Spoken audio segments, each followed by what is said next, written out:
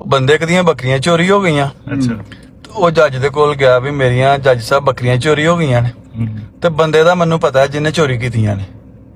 ਜੱਜ ਨੇ ਕਿਹਾ ਤੇਰੇ ਕੋਲ ਕੋਈ ਗਵਾਹ ਹੈ ਵੇ? ਉਹਨੇ ਕਿਹਾ ਆਹੋ ਜੀ ਮੇਰੇ ਕੋਲ 2 ਗਵਾਹ ਵੀ ਹੈ ਨੇ। ਜੱਜ ਨੇ ਕਿਹਾ ਵੀ ਗੱਲ ਤੇ ਤੂੰ ਠੀਕ ਕੀਤੀ ਹੈ।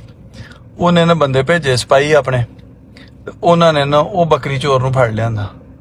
ਉਹ ਜਦੋਂ ਬੱਕਰੀ ਚੋਰ ਆਇਆ ਨਾ ਉਹਨੇ ਕਿਹਾ ਜੀ ਜੱਜ ਸਾਹਿਬ ਇਹ ਬੰਦਾ ਜਿਹੜਾ ਨੇ ਝੂਠ ਬੋਲ ਰਿਹਾ, ਇਹ ਬੱਕਰੀਆਂ ਮੇਰੀਆਂ ਨੇ। ਉਹ ਜੱਜ ਨੇ ਆਖਿਆ ਤੇਰੇ ਕੋਲ ਕੋਈ ਗਵਾਹ ਹੈ ਵੇ? ਉਹਨੇ ਕਿਹਾ ਆਹੋ ਜੀ ਮੇਰੇ ਕੋਲ ਗਵਾਹ ਹੈ ਵੇ, ਇਹ ਗਵਾਹ ਨੇ ਜਨਾਬ।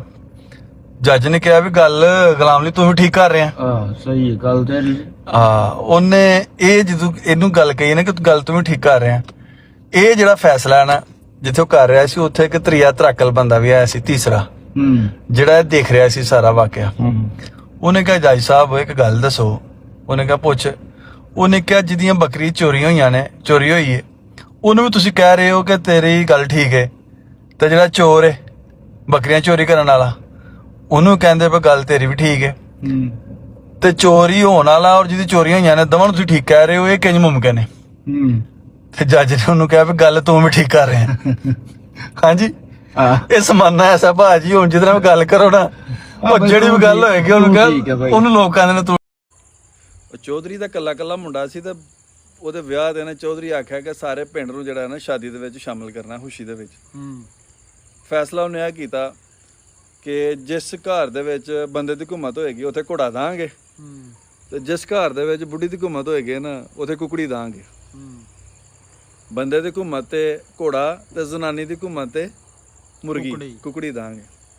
ਉਹਨੇ ਗਾਮਿਆਂ ਨੂੰ ਕਿਹਾ ਚੱਲ ਵੇ ਤੂੰ ਹੁਣ ਗਾਮਿਆਂ ਇਹ ਕੰਮ ਤੇਰਾ। ਗਾਮਾ ਮਰਾਸੀ ਸੀ ਪਿੰਡ ਦਾ, ਉਹਦਾ ਕੰਮ ਸੀ ਕਿ ਤੂੰ ਜਿਹੜਾ ਨਾ ਸਰਵੇ ਕਰਨਾ ਸਾਰਾ ਨਾ ਵੰਡ ਕੇ ਆਸ਼ਾਵਾਂ। ਉਹ ਗਾਮਾ ਜਿਹੜਾ ਨਾ ਉਹ ਬੜਾ ਖੁਸ਼, ਉਹ ਨਿਕਲ ਗਿਆ। ਜਦੋਂ ਗਿਆ ਗਾਮਾ ਇੱਕ ਘਰ ਗਿਆ, ਗਾਮੇ ਨੇ ਜਾ ਕੇ ਆਖਿਆ ਵੀ ਚੌਧਰੀ ਦੇ ਮੁੰਡੇ ਦਾ ਵਿਆਹ ਹੋਇਆ ਤੇ ਚੌਧਰੀ ਉਸ ਵਿਆਹ ਦੀ ਖੁਸ਼ੀ ਦੇ ਵਿੱਚ ਸਾਰੇ ਪਿੰਡ ਨੂੰ ਸ਼ਾਮਿਲ ਕਰਨਾ ਚਾਹੁੰਦਾ। ਤੇ ਚੌਧਰੀ ਨੇ ਕਿਹਾ ਕਿ ਤੂੰ ਜਾ ਤੇ ਜਾ ਕੇ ਪੁੱਛ ਜਿਸ ਘਰ ਦੇ ਵਿੱਚ ਮਰਦ ਦੀ ਹਕੂਮਤ ਹੈ ਉੱਥੇ ਘੋੜਾ ਦੇਣਾ, ਤੇ ਜਿੱਥੇ ਔਰਤ ਦੀ ਹਕੂਮਤ ਹੋਏਗੀ ਨਾ ਉੱਥੇ ਕੁਕੜੀ ਦੇਣੀ ਹੈ। ਤੇ ਦੱਸੋ ਜਨਾਬ ਤੁਹਾਡੇ ਘਰ ਹਕੂਮਤ ਕਿਹਦੀ ਹੈ, ਮਰਦ ਦੀ, ਬੰਦੇ ਦੀ ਜਾਂ ਜ਼ਨਾਨੀ ਦੀ? ਤਾਂ ਬੰਦਾ ਬੋਲਿਆ ਜੀ ਮੇਰੀ ਹਕੂਮਤ ਹੈ ਇੱਥੇ। ਉਹਨੇ ਕਿਹਾ ਕਿਆ ਬਾਤ ਹੈ ਜੀ। ਉਹਨਾਂ ਦੱਸੋ ਭਾਜੀ ਮੇਰੇ ਕੋਲ ਰਹਿ ਗਏ ਨੇ ਤਿੰਨ ਘੋੜੇ ਨੇ, ਇੱਕ ਦਾ ਰੰਗ ਕਾਲਾ, ਇੱਕ ਦਾ ਰੰਗ ਚਿੱਟਾ, ਇੱਕ ਚੀਨਾ, ਤੇ ਤੁਸੀਂ ਦੱਸੋ ਹੁਣ ਕਿਹੜਾ ਲੈਣਾ ਜੇ? ਉਹ ਬੰਦਾ ਕਹਿਣ ਲੱਗਾ ਜੀ ਮੈਂ ਚੀਨਾ ਘੋੜਾ ਜਿਹੜਾ ਨੂੰ ਲਵਾਂਗਾ। ਗਾਮਾ ਕਹਿੰਦਾ ਠੀਕ ਹੈ। ਉਹ ਬੰਦੇ ਦੀ ਜ਼ਨਾਨੀ ਬੋਲ ਪਈ, ਉਹਨੇ ਕਿਹਾ ਨਹੀਂ ਚੀਨਾ ਕਿੱਥੋਂ ਲੈਣਾ ਅਸਾਂ ਤੇ ਕਾਲਾ ਲੈਣਾ, ਉਹਦੇ ਮੱਥੇ ਤੇ ਚਿੱਟਾ ਜਿਹਾ ਡੱਬਾ ਵੀ ਬਣਿਆ, ਤੇ ਭਾਈ ਅਸਾਂ ਤੇ ਗਾਮਿਆਂ ਕਾਲਾ ਲੈਣਾ, ਚਿੱਟਾ ਚੁੱਟਾ ਤੇ ਚੀਨਾ ਕੋਈ ਨਹੀਂ ਲੈਣਾ। ਗਾਮਾ ਕਹਿੰਦਾ ਠੀਕ ਹੋ ਗਿਆ ਜਨਾਬ, ਐ ਲੋ ਕੁਕੜੀ ਤੁਹਾਡੀ। ਘੁੰਮਤ ਜ਼ਨਾਨੀ ਤੇ ਹੋ ਗਈ, ਫੈਸਲਾ ਤਾਂ ਉਹਦਾ ਹੋ ਗਿਆ। ਤੇ ਸਾਰੇ ਪਿੰਡ ਦੇ ਵਿੱਚ ਗਾਮਾ ਜਿਹੜਾ ਨਾ ਕੁਕੜੀਆਂ ਵੰਡ ਕੇ ਗਿਆ ਸੀ ਘੋੜੇ ਸਾਰੇ।